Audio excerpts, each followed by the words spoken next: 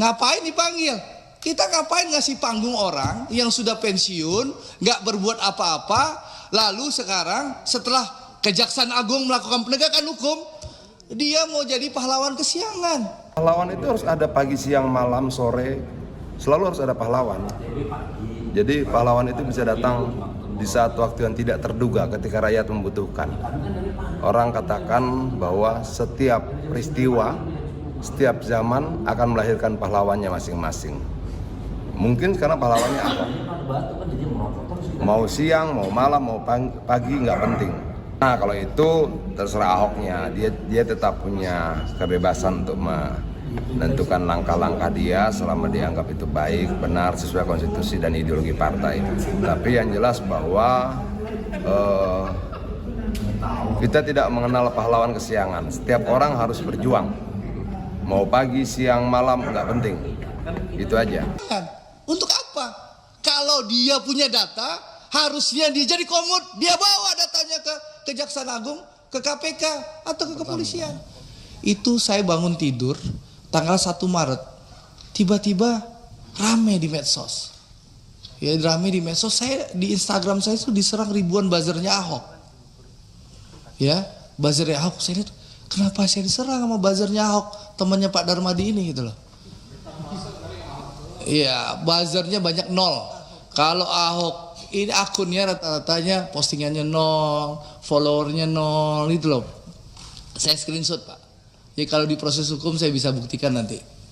Jadi itu buzzer Ahok. Nah itu menarik nih, ntar dulu. Menarik, saya kaget kan. Tanggal 1 kenapa? Oh saya lihat ternyata di TikTok rame.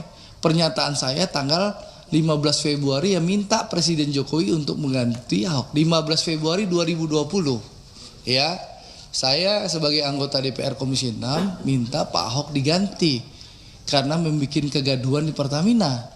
Supaya Pak Simon tahu, ya, 15 Februari 2020 saya bicara Ahok diganti. Itu Ahok itu baru 1 kali datang ke kilang Pertamina di Tuban, ya. Di Tuban waktu mendampingi Presiden Jokowi datang ke Pertamina. Belum pernah ke kilang-kilang lain.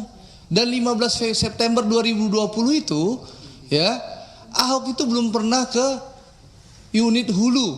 Tanya Pak Kitiko nih. Pak Tiko 2020 jabatan Pak Tiko apa dulu Pak Tiko? Masih di Pertagas.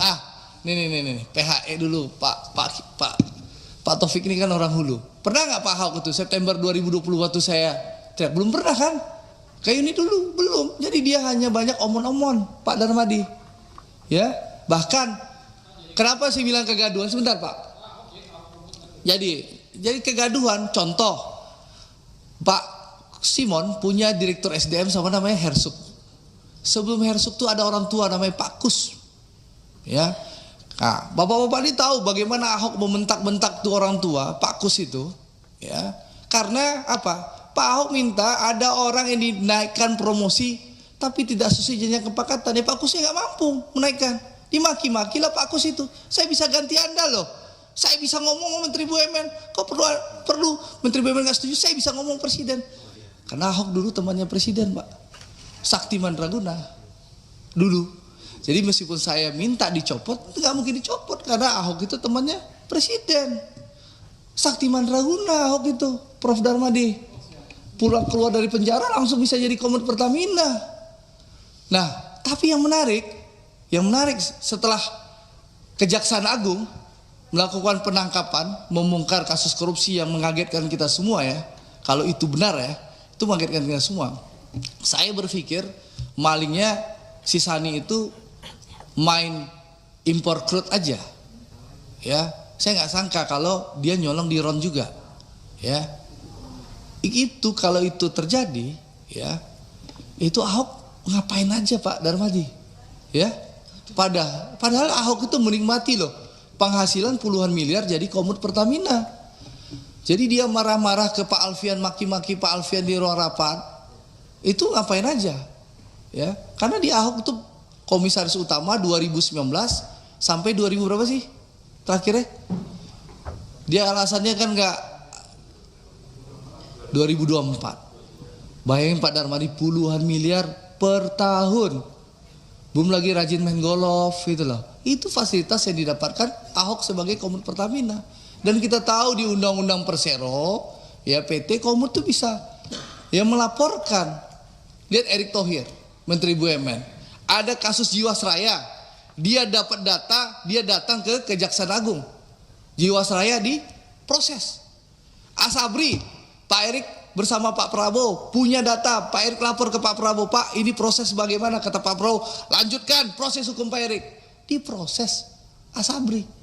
Ahok ngapain selain ngebacot, omon-omon, marah-marah, maki-maki bapak-bapak?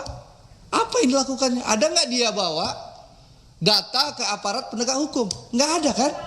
Download Tribun X sekarang, menghadirkan lokal menjadi Indonesia.